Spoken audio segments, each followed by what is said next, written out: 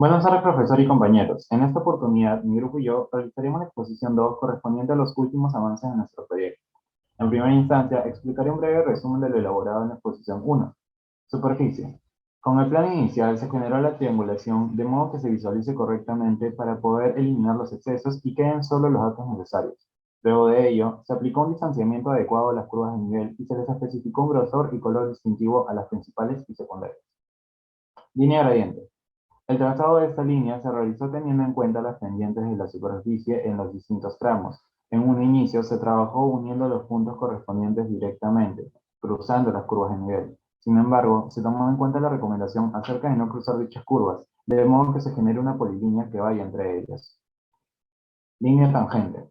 En este trazado se creó una especie de camino entre las líneas de gradiente. Esto nos permite hallar la pendiente de las líneas tangentes para clasificar nuestra carretera según su orografía y hallar la velocidad de diseño, teniendo en cuenta el IMDA proyectado y la clase de la carretera.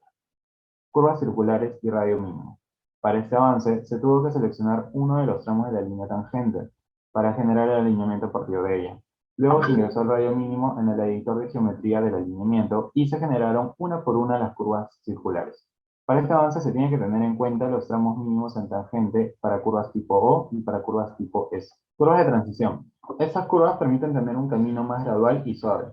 Para las longitudes de dichas curvas se consideraron los radios en cada curva típica, los datos de la clase y tipo de carretera, el ancho de la calzada, el bombeo y otros. Se consideró además un mínimo para la longitud de transición de 25 metros según el aula virtual.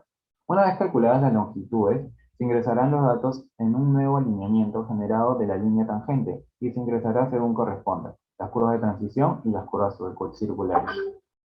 Luego de presentar este avance, gracias a las observaciones realizadas, se optó por replantear el trazado desde la línea tangente, tomando como base el trazado colgado en el aula virtual.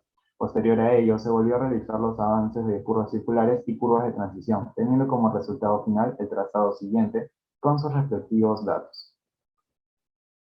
Gracias. Buenas tardes, profesor. Mi nombre es Emilio Cotrina y voy a hablar sobre los sobreanchos y peraltes. Ahora, el Civil 3D es un software que trabaja con la normativa ASHTO. Nosotros no lo hacemos, nosotros trabajamos con la normativa adecuada a nuestra realidad. Es por ello que podemos tener índices de error en el software. Ahora, los sobreanchos son medidas menguadoras de posibles colisiones o accidentes cuando un vehículo entra a una curva e invade el sentido contrario para completar la curva. Es por ello que nosotros necesitamos los sobreanchos y los peraltes. Ahora, teniendo en cuenta esto, tenemos que tener en cuenta lo calculado previamente, mejor dicho, la data obtenida previamente para calcular el sobreancho y la longitud de sobreancho como tal.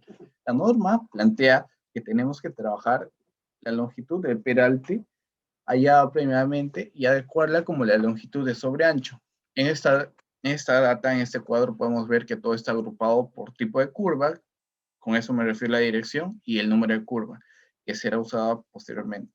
Ahora vamos a crear el alineamiento. El alineamiento se crea en un offset de alineamiento, mejor dicho, para tener en cuenta la cantidad de carriles y la distancia de la longitud de estas. Ahora, posteriormente a esto, vamos a editar la data que nos va arrojar el programa. La data va a tener incongruencias con nuestra data obtenida.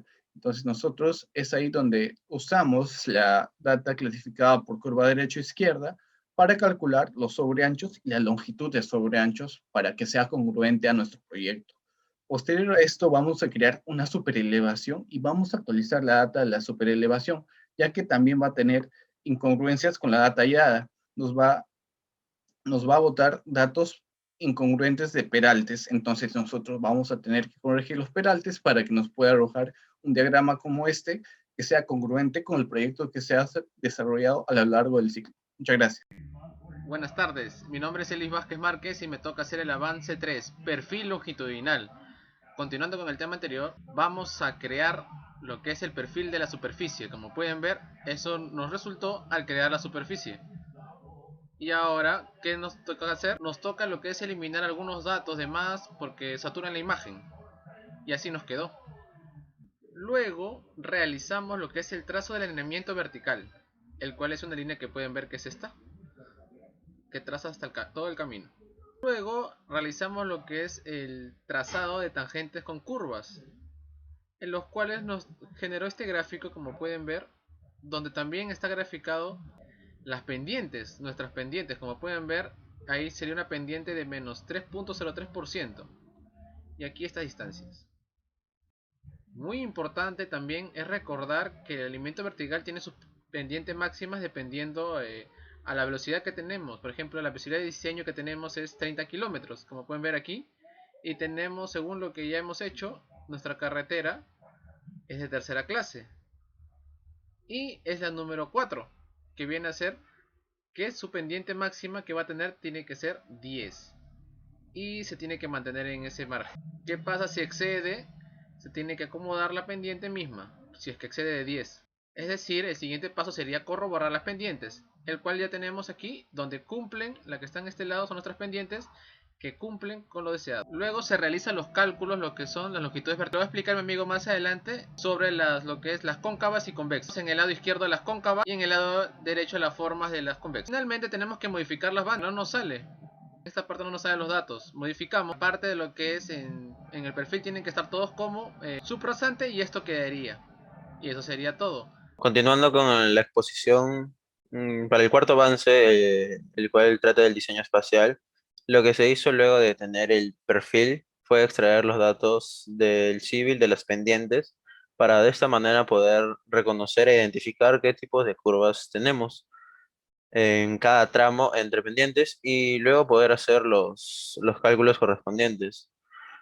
Para ello debemos tener en cuenta que tenemos una velocidad de diseño de 30 kilómetros por hora, para lo cual tenemos un tiempo de reacción de 2.5 segundos y un coeficiente de fricción de 0.4. Teniendo en cuenta los datos obtenidos del civil, los cuales son las pendientes, y del cuadro, lo cual es el tiempo de reacción y el coeficiente de fricción, calculamos con ayuda del Excel las longitudes entre curvas convexas y cóncavas. Luego, ya habiendo reconocido las curvas si son cóncavas o convexas, usaremos sus fórmulas respectivas para la longitud mínima de curvas. Luego de haber obtenido los resultados del Excel, pasamos al civil a reemplazar las longitudes mínimas.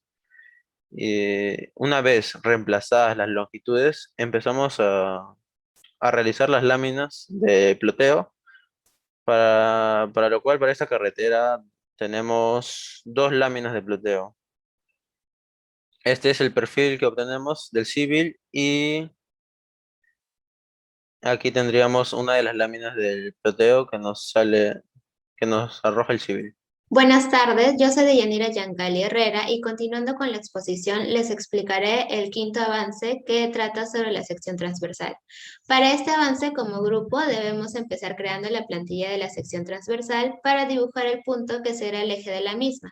Luego se pasó a crear los carriles, bermas y taludes teniendo en cuenta que el ancho del carril es de 3 metros, el bombeo es de 2.5%, el ancho de la berma es de 0.5 metros y los taludes de corte y relleno de 1 en 5 y 1 en 1.5 respectivamente. Como pueden observar, este fue el resultado de la sección transversal.